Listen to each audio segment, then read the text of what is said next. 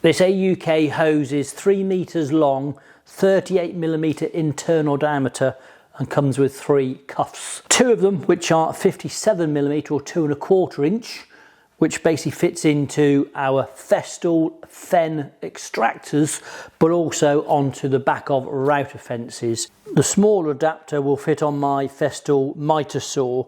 This one's got a 45mm outside, or 1¾ inch, or a 38mm internal, or 1.5 inch, which makes it quite adaptable for a lot of machines.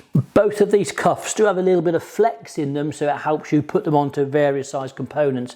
If it's feeling a bit too tight to fit on something, which it should fit onto, just heat it up a little bit with a hairdryer, or maybe just put it in hot water for 30 seconds, and you should then find it'll just slip onto the slightly different size part that it's trying to match up to. To buy any of our AUK tools, check us out at woodworkersworkshop.co.uk and look at us on our social media channels.